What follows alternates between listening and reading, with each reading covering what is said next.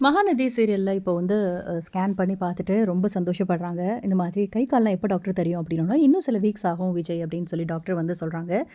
So வெளியில வந்ததுக்கப்புறமா அந்த மினி காவேரி அப்படிங்கிறதெல்லாம் வந்து ஒண்ணும் வேண்டாம். உங்கள மாதிரி தான் இருக்கணும். எப்படி இருந்தாலும் ஃபீச்சர்ஸ்லாம் அழகா இருக்கணும். உங்கள மாதிரியே இருந்தா தான் ரொம்ப கியூட்டா இருக்கும். அது மட்டும் இல்லாம பொம்பள புள்ள உங்க ஜடையில இருந்துச்சுன்னு வச்சுக்கோங்களேன், அவங்க அப்பாவுக்கு ரொம்ப லக்கி சார்மா இருக்குமா. இந்த விஷயம்லாம் உங்களுக்கு தெரியுமா விஜய்? அப்படின்னு சொல்லிட்டு ஒரு பக்கம் வந்து காவேரி கேட்குறாங்க. எதுவா இருந்தாலும் உன்னோட இஷ்டம் எதுவோ அப்படியே வந்து இருக்கட்டும் காவேரி அப்படின்னு சொல்லி ஒரு பக்கம் வந்து விஜய் ரொம்ப க்யூட்டா வந்து சொல்றாங்க. எதுவா இருந்தாலும் நல்லபடியா குழந்தை பொறந்தா சரி அப்படின்னு சொல்லிட்டு.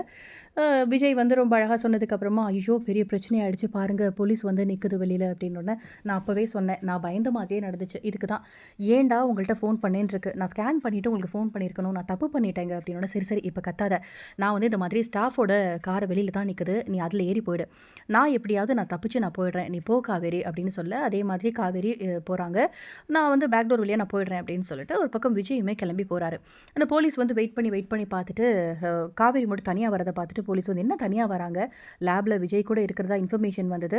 நம்ம வந்து உள்ள போய் பார்ப்போம் வாங்கயா அப்படின்னு சொல்லிட்டு எல்லாத்தையுமே தேடுவாங்க. சிசிடிவி கேமரா இருக்குல்ல அதெல்லாம் வந்து ஆன் பண்ணி ஒரு பக்கம் விஜய் காவேரி இருக்காங்கன்னு ஒரு பக்கம் வந்து தேட போறாங்க. பட் அதுக்குள்ள விஜய் வந்து எஸ்கேப் ஆயிட போறாரு. இதனால இனிமே என்ன நடக்கும் அப்படின்னா, காவேரி வந்து அப்பள பிசினஸ் பண்ணிட்டு இருக்காங்க இல்லையா? இதுக்கு மேல என்ன வேலைகள் பண்றாங்க அப்படின்னா, எப்படியாவது வெண்ணிலாவோட மாமாவ கண்டுபிடிக்கணும்.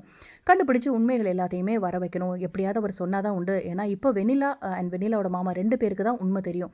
இப்போ வெண்ணிலா வந்து கோமால இருக்கிறதுனால, வெண்ணிலாவோட மாமா வந்து வாய தொறந்தா தான் உண்டு. எப்படியும் நம்ம உண்மைய வாங்கிடலாம் அப்படின்னு காவேரி யோசிச்சுட்டு இருக்காங்க. இன்னொரு பக்கம் பசுபதி வந்து ஃபோன் பண்ணி, "என்னையா நெனச்சிட்டு இருக்கீங்க? இந்த மாதிரி ஒரு பொண்ணு உயிருக்கு போராடிட்டு இருக்கு. அதுக்கு காரணமே அந்த விஜய் தான். இன்னும் விஜய் அரெஸ்ட் பண்ணாம என்ன நெனச்சிட்டு இருக்கீங்க? என்ன பண்ணிட்டு இருக்கீங்க?" அப்படின்னு கத்துறாரு. "நாங்க என்ன சார் பண்ண முடியும்? எங்களால முடிஞ்ச அளவுக்கு விஜய் வந்து எல்லா இடத்துலயும் தேடிட்டே தான் இருக்கோம். விஜய் வந்து கிடைக்கல." அப்படின்னு சொல்லிட்டு இருக்காங்க.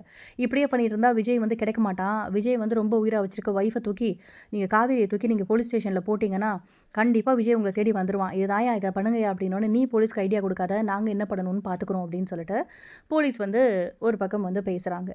ஸோ அப்கமிங்கில பார்த்தீங்க அப்படின்னா, இன்னொரு பக்கம் எப்படியாவது வெண்ணிலாவோட மாமா வந்து உண்மைய சொல்றதுக்கும் அதிகப்படியான சான்சஸ் இருக்கு. அப்படி இல்லன்னா வந்து வெண்ணிலாவே கண் முழிச்சு வந்து உண்மைய சொல்றதுக்கும் வாய்ப்புகள் இருக்கு. என்ன நடக்க போகுது அப்படிங்கிறத வெயிட் பண்ணி பார்க்கலாம்.